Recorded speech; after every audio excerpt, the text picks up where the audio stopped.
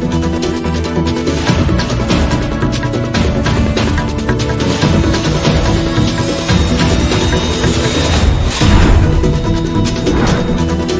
हत्याकांड में पीड़ित परिवार से मिली सांसद, संघमित्रा परिवार को न्याय दिलाने की कही बात। रंगभरी एकादशी के साथ होली महोत्सव का हुआ शुभारंभ, हनुमानगढ़ी के निशान को लेकर निकली यात्रा। सोनभद्र में विश्व गौरैया दिवस पर कार्यक्रम का आयोजन, गौरैया संरक्षण का लिया गया संकल्प। अमेठी में जल जीवन मिशन योजना की टोटियां गायब, 87 लाख से ज्यादा की टोटियां हुई चोरी। लोकसभा चुनाव को लेकर बिजनौर में नामांकन प्रक्रिया शुरू, पहले चरण के नामांकन के लिए सुरक्षा के पुख्ता इंतजाम। नमस्कार, आज की खबर में आपका स्वागत है। मैं हूं आपके साथ शिखा मेहरोत्रा। शुरुआत करते हैं उत्तर प्रदेश खबरों की। अमेठी जिले में जल जीवन मिशन योजना के अंतर्गत हर घर नल लगाने वाली कंपनी वेलस्पन इंटरप्राइजेस के गोदाम से 48,604 टोटियां गायब हो गई हैं, जिसकी कुल कीमत 87,48,720 रुपए है। कंपनी की तहरीर पर मुंशीगंज थाने में मुकदमा पंजीकृत कर पुलिस जांच पड़ताल में जुटी है। वहीं अचानक भारी मात्रा में इतनी सारी टोटियों के गायब होने से हड़कंप मच गया है। कंपनी की लिखित तहरीर पर पुलिस मुकदमा दर्ज कर जांच पड़ताल कर रही है और पता लगाने में जुटी है। बताया जा रहा है कि जिले के 133 गांवों में टंकी बना रही कार्यदायी संस्था वेलस्पन एंटरप्राइजेस की टोटियां गायब हुई हैं, जो मुंशीगंज थाना क्षेत्र के शहबाजपुर दरपीपुर स्थित स्टोर रूम में रखी गई थी। अमेठी में प्रशासन की कार्यशैली से ग्रामीण नाराज हैं। नाराज ग्रामीणों ने गांव के बाहर रोड नहीं तो वोट नहीं का बोर्ड लगाकर लोकसभा चुनाव का बहिष्कार किया है। वहीं इस खबर के तूल पकड़ने के बाद प्रशासन हरकत में आया और मौके पर पहुंचकर खंड विकास अधिकारी ने ग्राम प्रधान और 2 अन्य लोगों को साथ लेकर बलपूर्वक बोर्ड को उतार फेंका। साथ ही ग्रामीणों को डरा धमकाकर जबरदस्ती कागज पर हस्ताक्षर भी कराया गया। इसके बाद नाराज ग्रामीणों ने एक बार फिर से गांव में रोड नहीं तो वोट नहीं का बोर्ड लगाते हुए अपने घरों पर काले झंडे लगा दिए हैं। अब ग्रामीणों को समझाने और काले झंडे निकलवाने के लिए पुलिस प्रशासन और अधिकारी कर्मचारी द्वारा प्रयास किया जा रहा है। समस्या श्रीमान जी ये थी कि हमारा गांव जो है ये पूरे एलपी तिवारी ग्राम सभा सर्वे में 15 घाटा संख्या 1590 में संपूर्ण पूर्वा है।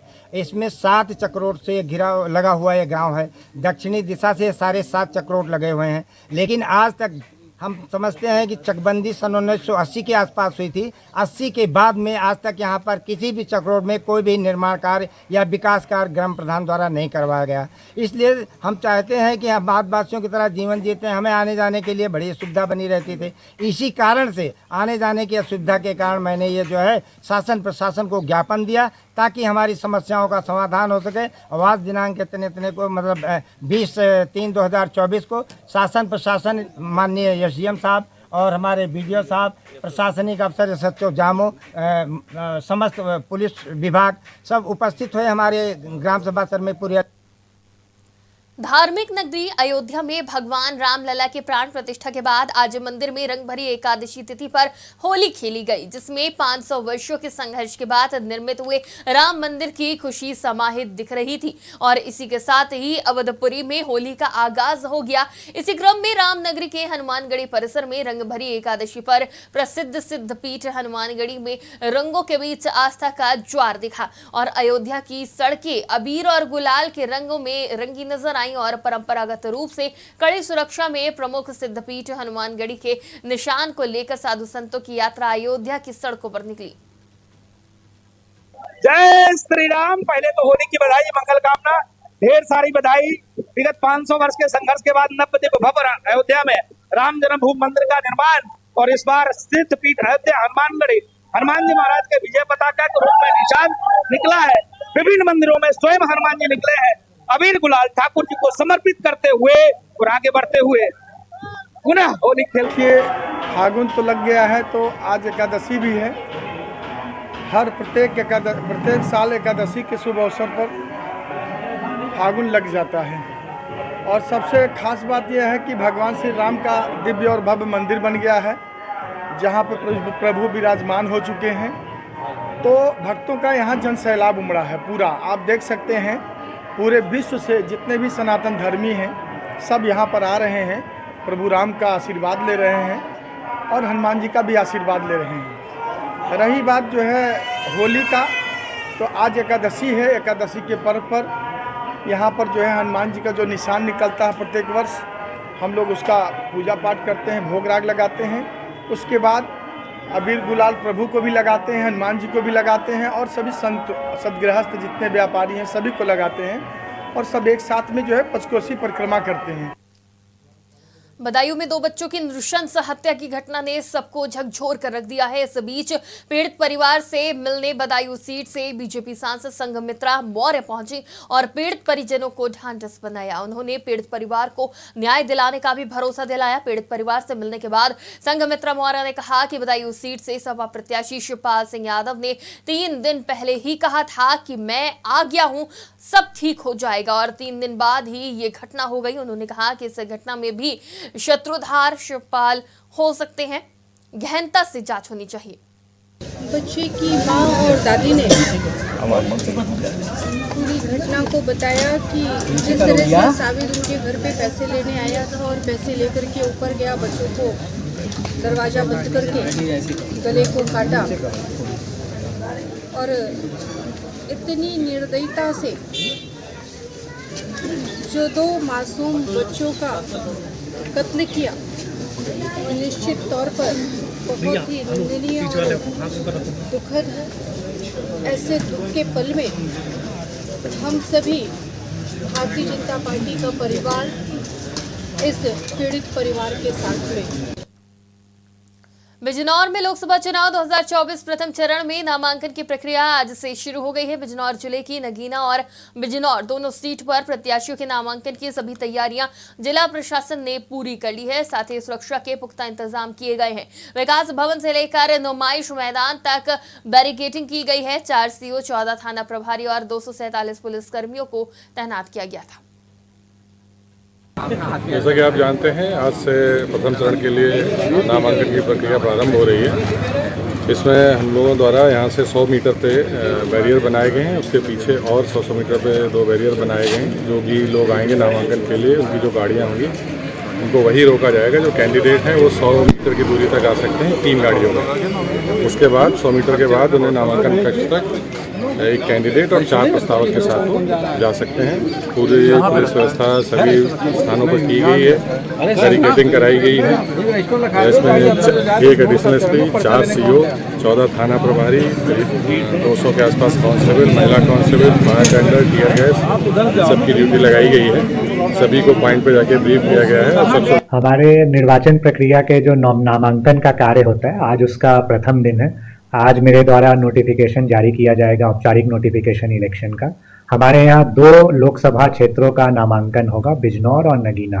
बिजनौर के लिए सीडीओ साहब रिटर्निंग ऑफिसर होंगे और नगीना के लिए मैं स्वयं रिटर्निंग ऑफिसर होऊंगा। दोनों हमारे न्यायालय एडीएमई के और हमारे न्यायालय को नॉमिनेशन रूम के रूप में प्रयोग किया जाएगा।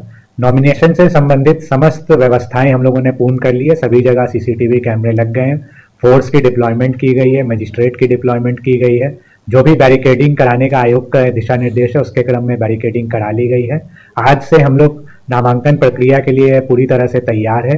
इसके अलावा भी जो मतदान संबंधित अन्य तैयारियां होती हैं, जैसे जो हमारी पोलिंग पार्टी का डिप्लॉयमेंट होता है, विभिन्न जो हमारे व्यय अनुरक्षण से संबंधित टीमें हैं, एफएसटी, एसएसटी, उन सब का डिप्लॉयमेंट होता है, कंट्रोल रूम होता है। ये सभी प्रक्रिया समय के अंतर्गत पूरी कर ली गई। बिजनौर के धामपुर में आज से प्रारंभ हुए 6 दिवसीय होली महोत्सव के पहले दिन मंदिर ठाकुर द्वार बजरिया से गीले रंग का विशाल जुलूस निकाला गया, जिसमें शामिल होलियारों ने बड़े बड़े पिचकारों और फव्वारों से मार्गों के दोनों ओर खड़े नागरिकों और मकान की छतों और छज्जों पर खड़े पुरुष, महिलाओं, युवाओं और बच्चों को रंगों की बौछार से सराबोर कर दिया। इससे पहले मुख्य अतिथियों भाजपा विधायक अशोक राणा ने गुब्बारे उड़ाकर और नारियल फोड़कर रंग जुलूस का शुभारंभ किया। उधर सुरक्षा व्यवस्था की दृष्टि से पुलिस प्रशासन चप्पे चप्पे पर तैनात रहा। ये मंदिर ठाकुर द्वारा बजरिया धामपुर जो होली का शुभ अवसर है, ये तो होली के जो शुरुआत है मंदिर ठाकुर द्वारा सही विगत लगभग 80 सालों से भी अधिक सही है, पुरानी परंपरा कायम है हमारी।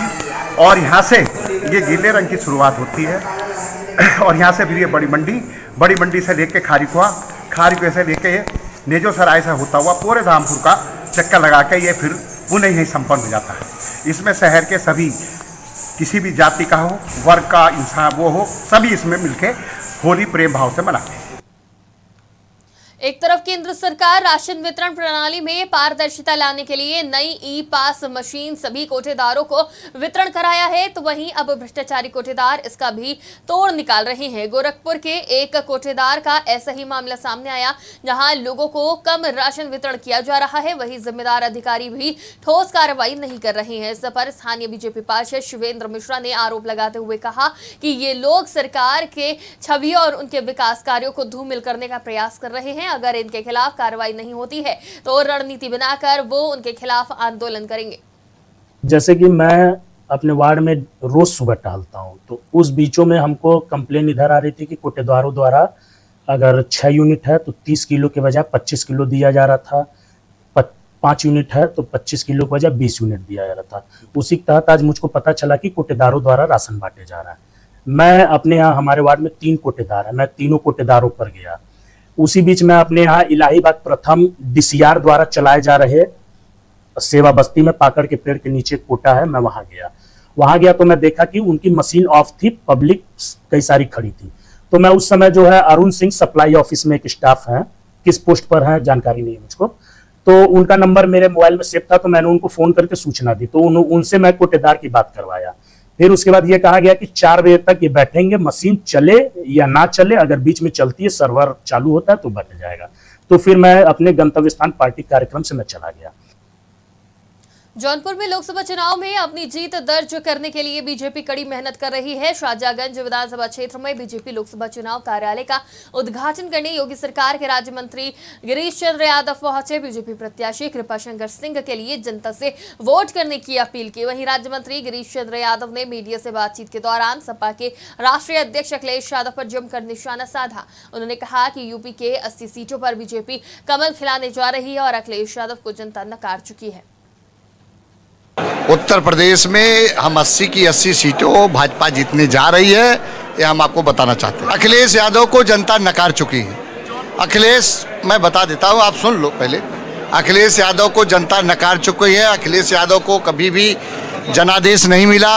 अखिलेश यादव को वरासत और विरासत के आधार पर सत्ता मिली थी, और आपने देखा होगा कि जब वो चुनाव हारते हैं तो EVM को दोष देते हैं, और जब चुनाव जीत जाते हैं तो चुप हो जाते हैं। तो कहेंगे बैलेट से चुनाव होने चाहिए। नगर पालिका में, नगर पंचायतों में और नगर निगमों में और जिला पंचायतों में जो सदस्य का चुनाव हुआ, बैलेट से चुनाव हुआ, वहाँ भी भाजपा पूर्ण बहुमत से ज़्यादा जीती।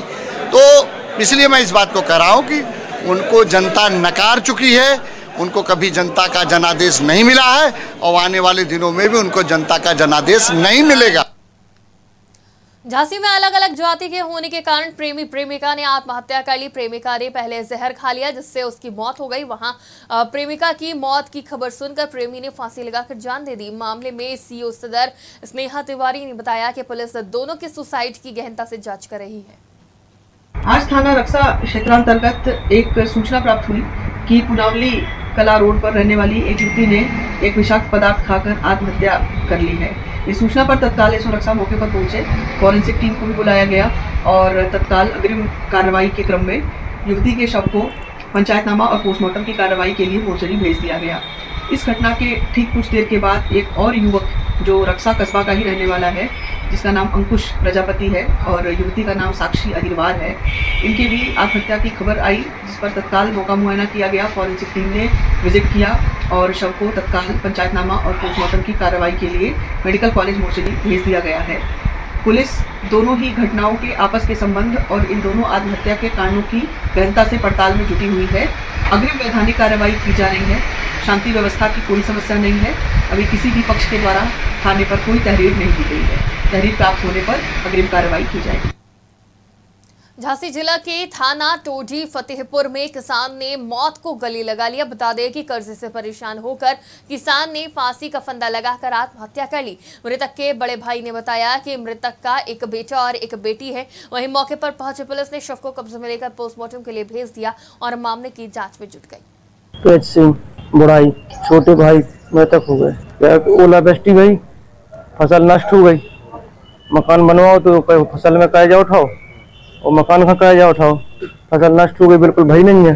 तो 2-4 दिन से जब से मटर कतरी उस दिन से उनका बोई रटना लगी थी, कर्ज कैसे चुके, कर्ज कैसे चुकाए। जब उनने पूरी बताई ही नहीं है हम लोगों ने कितने को उठाए। पुष्पेंद्र सिंह, हम ये चाहते हैं कि बच्ची लोकसभा चुनाव के मद्देनजर कानपुर पुलिस ने भी अपनी कमर कस ली है। दरअसल लोकसभा चुनाव के चलते पूरे देश में आदर्श आचार संहिता लगी हुई है, जिसके चलते कानपुर पुलिस सड़कों पर पुलिस वाहनों की चेकिंग कर रही है। और बीते दिन कल्याणपुर थाना क्षेत्र में एसएसटी, एफएसटी और इनकम टैक्स की संयुक्त छापेमारी में 2 अलग-अलग वाहनों से 5,96,000 जब्त किए गए, जिसमें एक वाहन से 4,60,000 और दूसरे वाहन से 1,36,000 रुपए बरामद किए गए। ये आसन्न लोकसभा चुनाव को लेकर हमारी एसएसटी की और एफएसटी की टीमें बनी हुई हैं और इनकम टैक्स विभाग के सहयोग से हम लोग जगह जगह पे उसको स्टैटिक के रूप में भी और मोबाइल के रूप में भी प्राप्त सूचना के आधार पर दबिशें दे रहे हैं, जिसमें जो अवैध रूप से कैश पकड़ा जा रहा है उसकी पुष्टि कराई जा रही है और जो मामले विधि सम्मत हैं उनके बारे में कोई कार्रवाई नहीं हो रही है, लेकिन जहां कोई मामला संदिग्ध है उस पर पूरी टीम जो है वो विधिक कार्रवाई सुनिश्चित कर रही है। लखीमपुर खीरी जिले के दुधवा टाइगर रिजर्व से एक हैरान कर देने वाला वीडियो सामने आया है, जहां एक भालू वहां मौजूद टाइगरों को खदेड़ते हुए दिखाई दे रहा है। और यही नहीं, भालू से डरकर टाइगर वहां से दुम दबाकर भाग भी खड़े हुए। ये अद्भुत नजारा देखकर इस वीडियो को दुधवा टाइगर रिजर्व के ऑफिशियल अकाउंट से ट्वीट किया गया है। लोकसभा चुनाव से पहले नेताओं द्वारा पार्टी बदलने का सिलसिला जारी है। इस कड़ी में यूपी में भी आज देश के विभिन्न राजनीतिक दलों के लोग अखिलेश यादव से प्रेरित होकर अपने पूरे दल को सपा में विलय किया है। जिन दलों ने सपा में विलय की घोषणा की है उसमें RS Prabhat, national general secretary Shiv Singh, Pentala Mohandas, Baikunthnath, UP president doctor Thomas Kerala समेत जनता दल सेक्युलर के हरियाणा पंजाब की पूरी इकाई शामिल है। इसके अलावा संजीव कठेरिया भाजपा नेता, रामवीर कठेरिया भाजपा नेता, हुकुम सिंह शाक्य, अनिल कठेरिया, अखिलेश कठेरिया, जय नारायण गुप्ता, नरेंद्र शर्मा, सचिन वर्मा समेत कई भाजपा नेताओं ने भी सपा की सदस्यता ली। बढ़ने का रास्ता रोक दिया। उनका सपना था कि वर्दी पहनेंगे, वर्दी पहन करके सीमा की रक्षा करेंगे, लेकिन आधी अधूरी नौकरी से उनका जीवन बनने वाला नहीं है। अग्निवीर जैसी व्यवस्था लागू कर करके भारतीय जनता पार्टी ने तमाम नौजवानों के सपनों को तोड़ने का काम किया।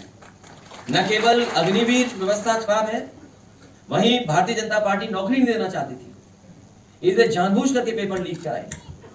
और इतने पेपर लीक पूरे देश में नहीं हुए होंगे। और ये दुनिया की जो सबसे बड़ी पार्टी है, दुनिया में भी सबसे ज्यादा लीक पेपर अगर कहीं हुए तो उत्तर प्रदेश में सबसे ज्यादा लीक। दुनिया में इतने लीक पेपर कहीं नहीं हुए होंगे।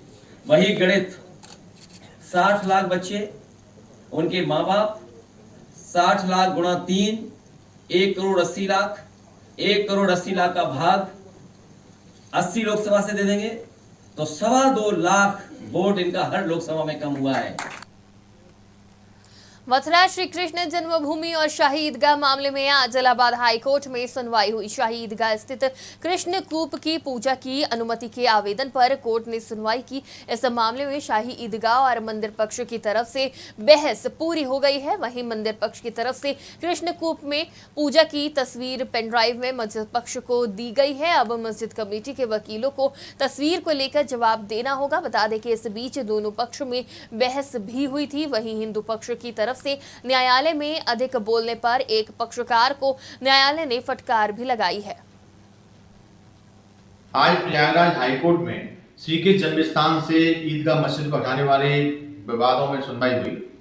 सूट नंबर 5 और सूट नंबर 15 जो पिछली डेट पर अपना जवाब दाखिल नहीं कर पाए थे, आज हिंदू पक्ष की तरफ से उन्होंने अपना जवाब दाखिल किया और मुस्लिम पक्ष ने जो 7-11 का जो जवाब आया था हिंदू पक्ष से उस पर आपत्ति जाहिर की। हिंदू पक्ष की तरफ से एडवोकेट कुंवर बीनू सिंह, सतवीर सिंह और ए के मालवीय जी ने बहस की और मुस्लिम पक्ष की तरफ से एडवोकेट तस्लीम अहमदी ने बहस की। माननीय न्यायालय में दोनों पक्षों ने अपना जवाब दिया। हिंदू पक्ष की तरफ से ये मांग की गई कि यहाँ माता शीतला कुआ पूजन मथुरा में कराया जाए, क्योंकि प्राचीन परंपरा से, प्राचीन पद्धति से यहाँ पिछले कई वर्षों से पूजा होती आई है, लेकिन मुलायम सिंह सरकार में यह पूजा रोक दी गई थी। तो हिंदू पक्ष ने माननीय न्यायालय से यही मांग की थी कि यहाँ पर शीतला माता पूजा, बाछड़ा पूजा की अनुमति दी जाए। मथुरा के जिला अस्पताल में कुत्ता काटने का इंजेक्शन लगवाने आए व्यक्ति को चिकित्सक ने धक्का देकर बाहर निकाल दिया। पूरा मामला मथुरा के महर्षि दयानंद सरस्वती अस्पताल का है, जहां एक युवती अपने भाई को कुत्ते के काटने पर इंजेक्शन लगवाने के लिए आई थी। काफी देर तक युवती इधर उधर परेशान होती रही। वहीं मौजूद चिकित्सक ने उसे जब इस बारे में बात करी तो चिकित्सक ने उसे डांट कर फटकारते हुए निकाल दिया। युवती का आरोप है कि चिकित्सक ने हाथ पकड़कर धक्का दिया, जो कि गलत है, जिसकी शिकायत सीएमएस मुकुंद बंसल से की गई तो सीएमएस मुकुंद बंसल ने आकर माफी मंगवाकर मामले को रफा दफा कर दिया। यहाँ मैं मेरे भाई को कुत्ता ने काट लिया था, उसका इंजेक्शन लगवाने आई थी, तो मैं रूम नंबर 23 में गई। वहाँ पे डॉक्टर ने, मैंने पूछा कि यहाँ पर्ची बनेगी, उसने कहा 21 या 22 में बनेगी। मैंने पूछा 21 या 22, तो उसने हाथ पकड़ के मेरा बाहर निकाल दिया। बोला तेरा चांटा पड़ेगा, यहाँ से जा। तो मुझे से बोला था कि यहाँ से चांटा पड़ेगा, तो यहाँ से निकला, हाथ पकड़ के रूम से बाहर निकाल दिया मुझे। उसमें करीबन होंगे 3-4 लोग तो रूम में थे और बाहर खड़े थे, लाइन लगी हुई थी। उन्होंने कुछ नहीं, उन्होंने बस सॉरी बुलवा दिया, सुन लीजिए। गलत है व्यवहार उनका, बहुत गलत है इस प्रकार। रायबरेली में लालगंज की रहने वाली साकेत नगर मोहल्ला की दामिनी दरोगा बन गई हैं। उन्हें प्रयागराज जनपद के होलागढ़ थाने में तैनाती मिली है। इस उपलब्धि से न केवल बेटी के माता पिता बल्कि पूरे बैसवाड़ा क्षेत्र में खुशी की लहर है। दामिनी की सफलता पर उनके घर पर बधाई देने वालों का तांता लगा हुआ है। दामिनी के पिता Harinath Singh state bank of India में कर्मचारी हैं। मेरा नाम दामिनी सिंह है। मैं रायबरेली जनपद के लालगंज कस्बा की निवासी हूँ। वर्तमान में मेरी पोस्टिंग प्रयागराज में होलागढ़ थाने पर हुआ है। मुझे बहुत ज़्यादा खुशी हो रही है। मैं इसका श्रेय अपने माता पिता, अपने परिवारजनों को देना चाहती हूँ। रायबरेली में 2024 के चुनाव को लेकर सरगर्मियां तेज हो चुकी हैं। आरोप प्रत्यारोप का दौर भी शुरू हो चुका है।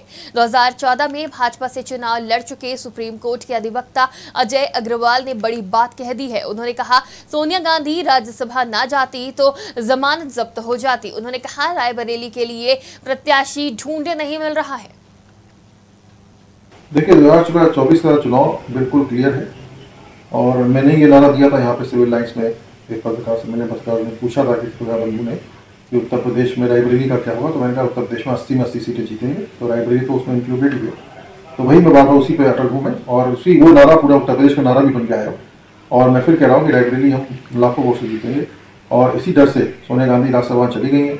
उन्होंने भाप ली थी यहाँ की स्थिति, यहाँ की नब्ज भाप ली थी। 5 साल एक बार भी मुड़कर उन्होंने देखा नहीं है जीत के बाद।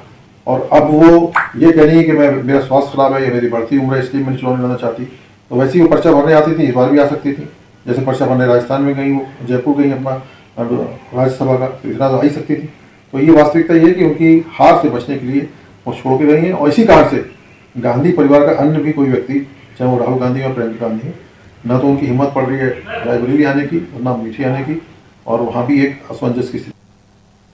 सहारनपुर में नमाज के दौरान 2 पक्षों में जमकर खूनी संघर्ष हुआ। एक पक्ष ने दूसरे पक्ष पर धारदार हथियार से हमला बोल दिया, जिसमें लगभग एक ही परिवार के आधा दर्जन लोग घायल हो गए। मामला 2010 में बच्चों को लेकर हुए विवाद से जुड़ा हुआ बताया जा रहा है। मामला कोर्ट में चल रहा है और आने वाली 27 मार्च को कोर्ट द्वारा फैसला सुनाया जाना था, लेकिन फैसला सुनाए जाने से पहले ही पीड़ित पक्ष के ऊपर फैसले का दबाव बनाया जा रहा था। फैसला नहीं करने पर जान से मारने की धमकी दी जा रही थी। जी मैं सुबह के टाइम जैसे नमाज पढ़ के आ रहे थे तो कई जने खड़े थे रास्ते में, हमला करा मेरे में झड़ चला पुराना पहला कई टाइम से अंडे को फैसला बस यही है।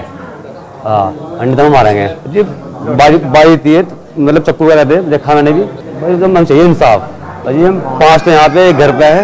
ये झगड़ा तो पहली बजी से तो झगड़ा हुआ सन 2010 में, बच्चे उसका वाद पे हुआ था।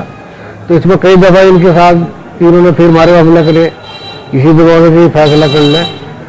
और ये परसों भी इन्होंने हमारे पास दबाव बनाया और ये कहा हम तुम्हें जो है गोली से मारेंगे या अगर तुम्हें हमारे खिलाफ मतलब बयान दिए कचहरी में।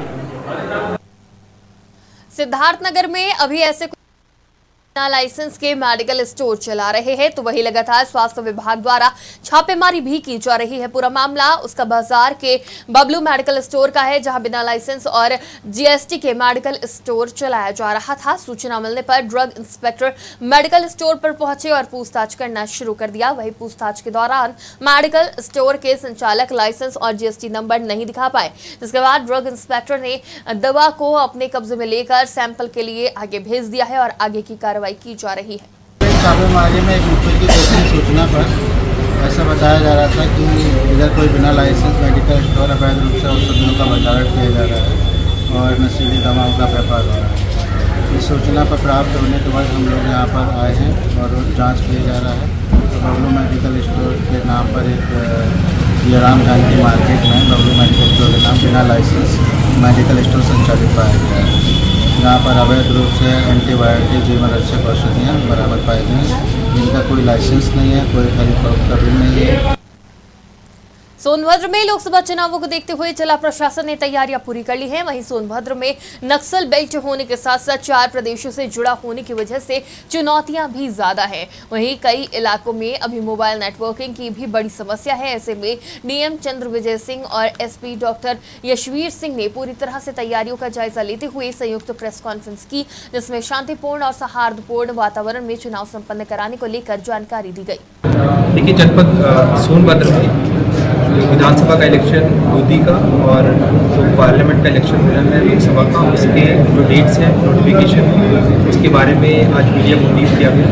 हमारे जनपद में जो निर्वाचन की अधिसूचना का डेट है वो 7 मई 2024 है और उसके बाद नाम निर्देशन 14 मई 2024, नाम निर्देशनों की जो स्क्रूटनी है वो 15 मई 2024, नाम वापसी हेतु अंतिम दिनांक 17 मई 2024 और उसके बाद जो मतदान का दिनांक है वो 1 जून 2024 है। मतगणना 4 जून को रहेगी। तो ये डेट्स के बारे में भी मीडिया को ब्रीफ करना था। और इसके अलावा जनपद में इलेक्शन के लिए हम लोगों की पूरी तैयारी है।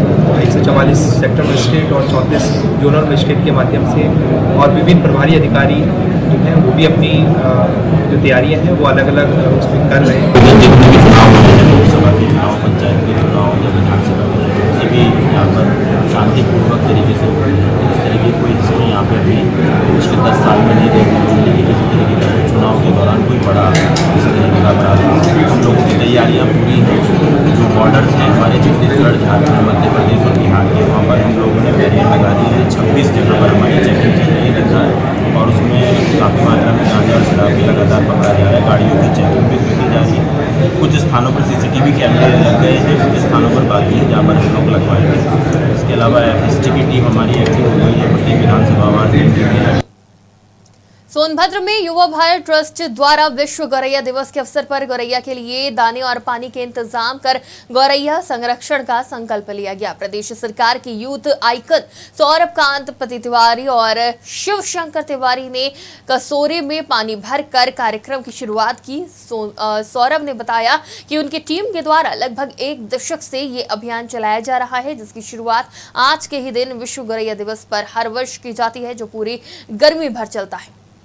आज विश्व गौरैया दिवस के शुभ अवसर पे हम लोगों ने जनपद सोनभद्र के सदर ब्लॉक के देवरी खुर्द ग्राम पंचायत से गौरैया संरक्षण अभियान का शुरुआत किया है। चूँकि गौरैया जो है बेजुबान होती हैं और वो अपनी बातें किसी से कह नहीं सकती, इसलिए हम मनुष्यों का यह कर्तव्य बनता है कि हम आगे आएँ और इन बेजुबानों की मदद करें। गौरैया संरक्षण इसलिए भी आवश्यक है कि गौरैया जो है वो पर्यावरण संरक्षण के लिए उनका बड़ा उपयोग है और घर आंगन की रौनक है। और जब वो हमारे घर आंगन में चहचहाती हैं तो हमारे घर की खुशहाली जो है वो बढ़ती है।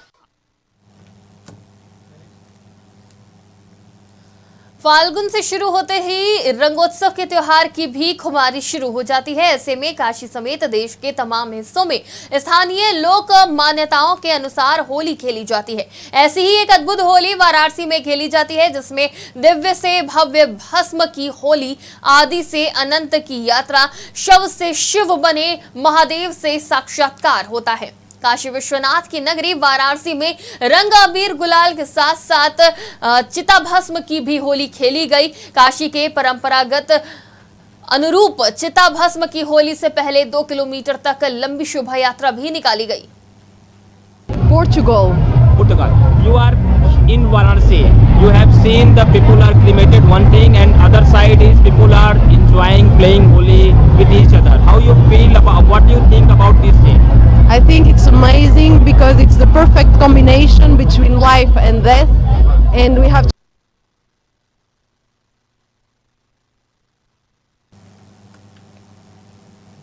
उत्तर प्रदेश की खबरों में फिलहाल इतना ही। देश और दुनिया की तमाम खबरों के लिए देखते रहिए आज की खबर।